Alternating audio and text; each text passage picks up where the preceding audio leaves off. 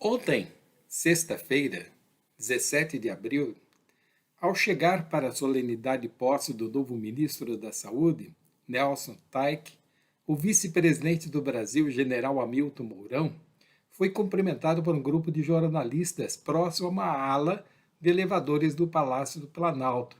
E ali o general, quando perguntado sobre qual a sua impressão deste momento em que o Brasil está vivendo, brincando, ele disse: está tudo sob controle. Só não sabemos de quem. É interessante. Mesmo brincando, o general Hamilton disse uma verdade inconteste. Em certas situações, nós, seres humanos frágeis e limitados, não temos o controle sobre o nosso presente e o nosso futuro. A Bíblia, na sua sabedoria, declara esta verdade em Eclesiastes, no capítulo 7, versículo 14, dizendo: quando as coisas correrem bem, fique contente. Quando as dificuldades chegarem, lembre-se disto: é Deus quem manda tanto a felicidade como as dificuldades. E a gente nunca sabe o que vai acontecer amanhã. Nós não podemos ter o controle sobre todas as situações da nossa vida. Muitas vezes ficamos ansiosos, preocupados, angustiados e até inseguros quanto ao futuro. Diante da nossa fragilidade e singular limitação, temos uma verdade que nos traz segurança: Deus está no controle. Dentro desta perspectiva, caminhamos naturalmente para o princípio da soberania de Deus sobre todo o universo que ele criou. O teólogo Dr. Simmons, falando sobre a soberania de Deus no universo, em seu trabalho Revelação de Deus com o Universo, ele declara o seguinte: por toda a Escritura, Deus está distinguindo de sua criação. Ele é um espírito puro, ao passo que todas as coisas e seres criados são pelo menos materiais em parte, com exceção dos anjos, tanto bons quanto maus. Deus é infinito. Todas as coisas criadas são finitas. Deus é eterno, tendo existido desde a eternidade. Isto não é verdade quanto a qualquer outra coisa. Deus é imutável, nada mais o é. Deus é onipotente, nada mais o é. Nem qualquer outra coisa possui os atributos da onipotência e onisciência da essência de Deus.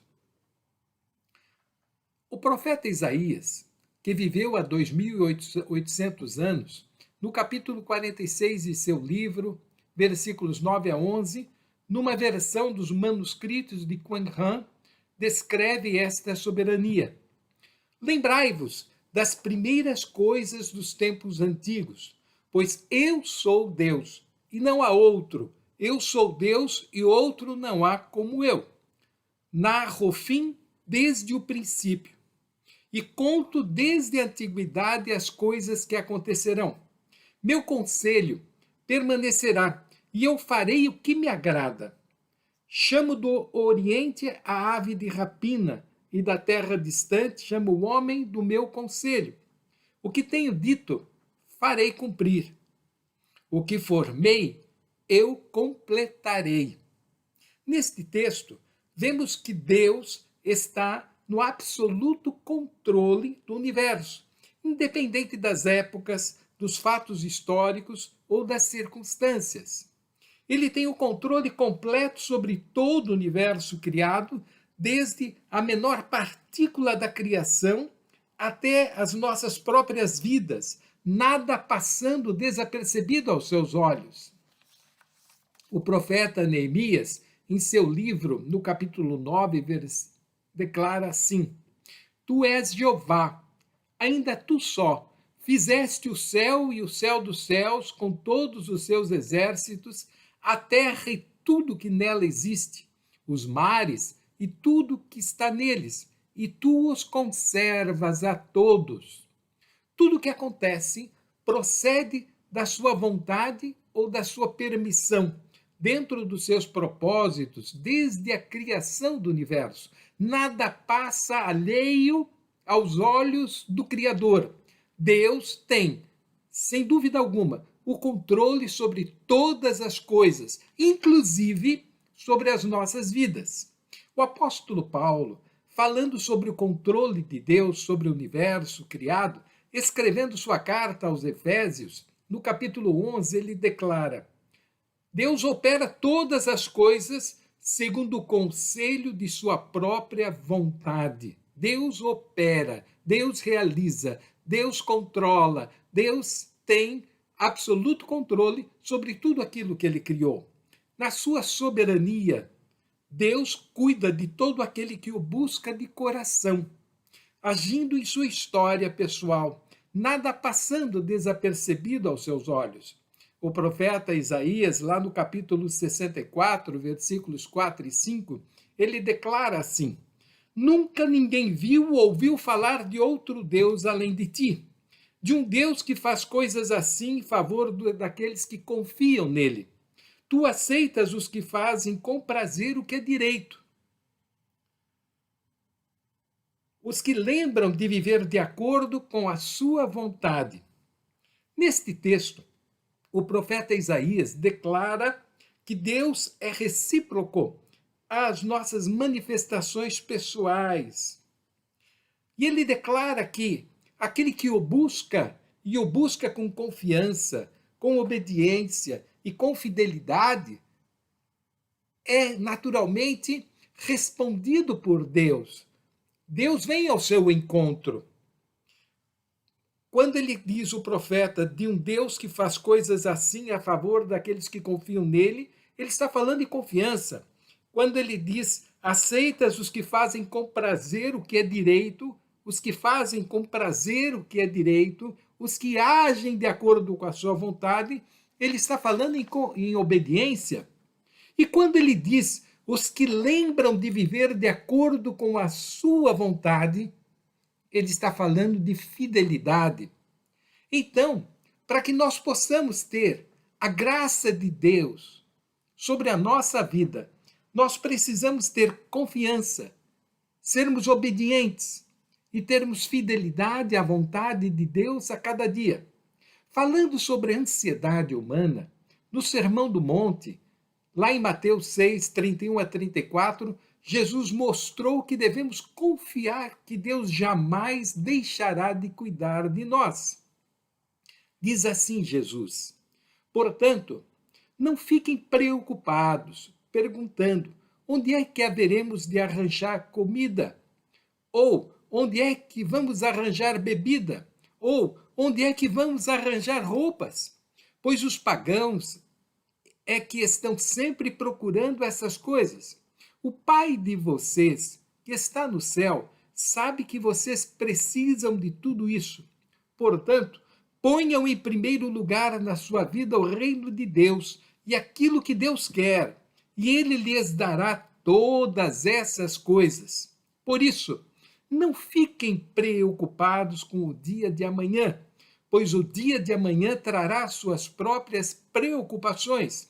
Para cada dia, bastam as suas próprias dificuldades. Lá no Velho Testamento há uma expressão que diz assim: fui jovem, mas já sou velho, mas eu nunca vi um justo mendigar o pão. Aqui Jesus está falando de uma maneira muito clara sobre a nossa vida. Muitas vezes nós estamos tremendamente preocupados com o que vai acontecer amanhã, e naturalmente isso vai acontecer para todos. Todos nós estamos sendo afetados por esse momento que estamos vivendo. E eu tenho amigos que não estão conseguindo ganhar o pão nosso de cada dia através do trabalho, estão desocupados, e estão preocupados com o alimento da família, com o pagamento do aluguel, com as dificuldades que virão após esse momento de isolamento social. Todos nós estamos passando pelas mesmas dificuldades, pelas mesmas preocupações, se não em relação à vida financeira, mas também em relação à saúde, em relação ao que poderá acontecer se também formos contagiados pelo vírus. O apóstolo Paulo, escrevendo sua carta aos Filipenses, no capítulo 4, versículo 6, ele declarou enfaticamente: não vos inquieteis com nada.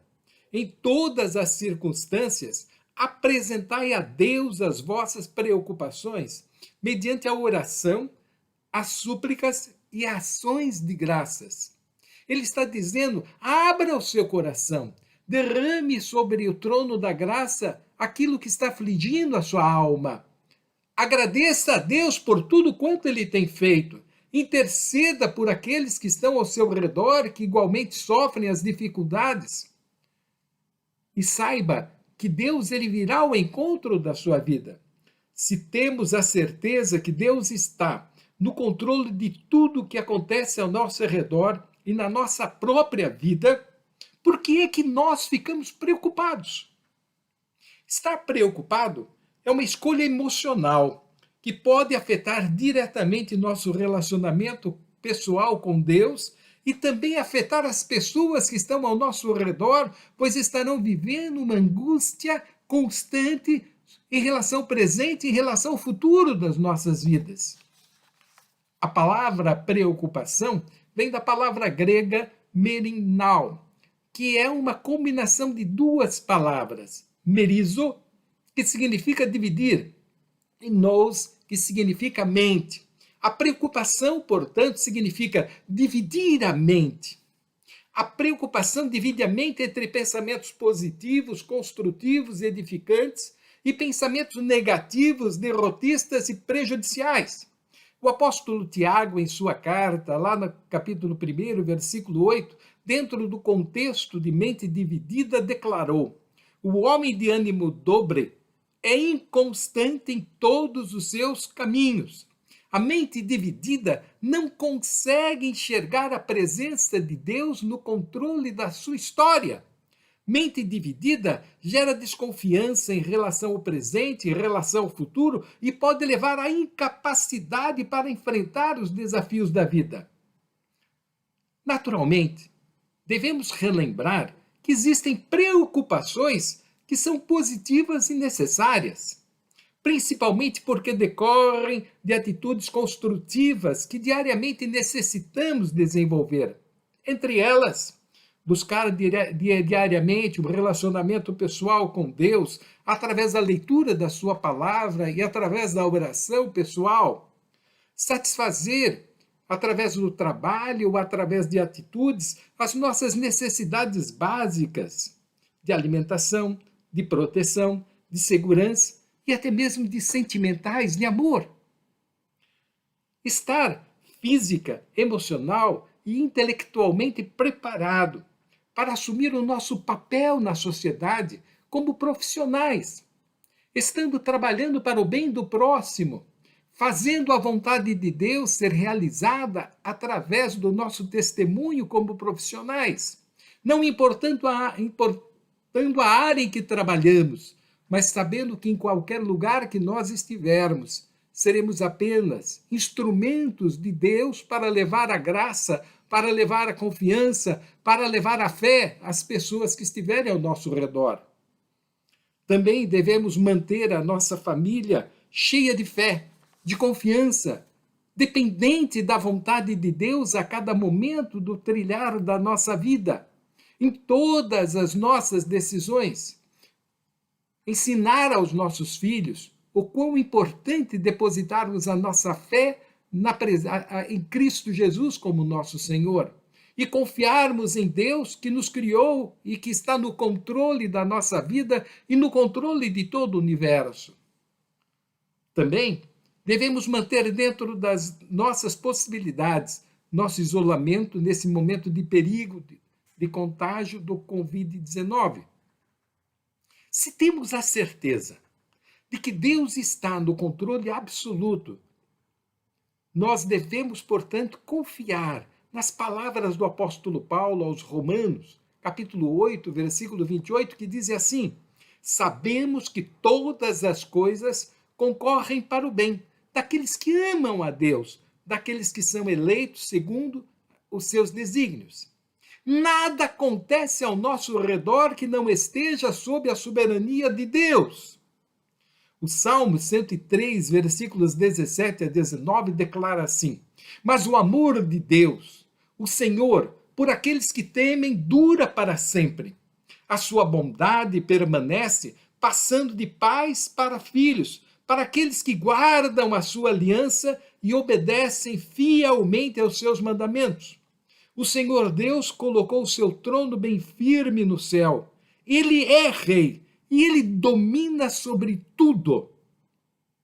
Também o salmista, lá no Salmo 33, versículos 12 a 15, declara que nada passa desapercebido aos olhos de Deus. Diz assim: feliz a nação. Posso aqui trocar. Feliz a família que tem o Senhor como seu Deus.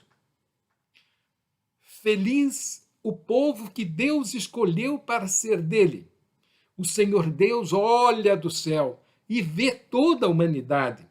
Do lugar onde ele mora, ele observa todos os que vivem na terra. É Deus quem forma a mente deles e quem sabe tudo o que fazem. Notem bem, Deus observa, Deus forma, Deus dirige a mente de cada um. E Deus sabe tudo o que nós fazemos a cada momento.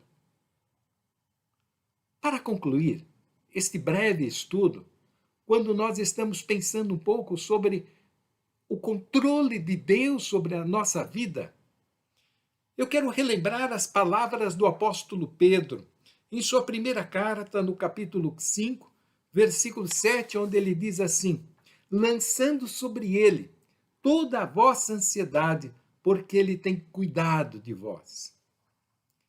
Meu amado, minha amada irmã, a cada momento da sua vida, não importa o momento que você esteja vivendo, não importa o tamanho das tensões que você passa, não importa o tamanho do medo que haja no seu coração e que esteja atrapalhando a sua vida, tirando o brilho da alegria, o brilho da presença dos seus familiares ao seu lado, não importa qual seja o tamanho da preocupação que você tenha em relação ao seu presente, em relação ao futuro, não importa qual seja a doença que porventura esteja atrapalhando a sua vida, você deve crer e abrir o seu coração e derramá-lo perante Deus, lançando sobre ele a ansiedade que está presente na sua alma, porque Deus tem cuidado de você.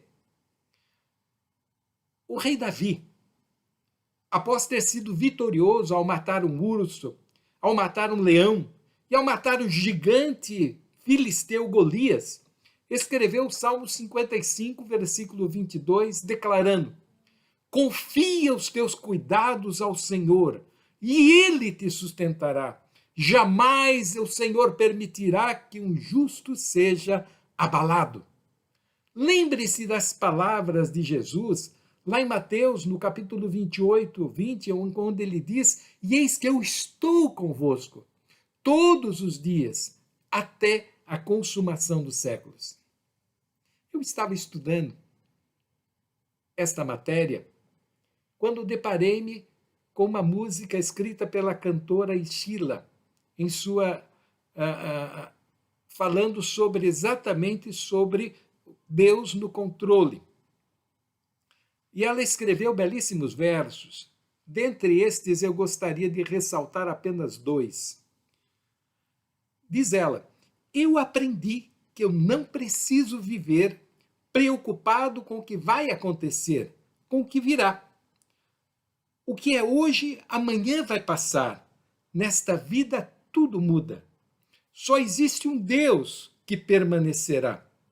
No controle, Deus está. No controle, Deus está.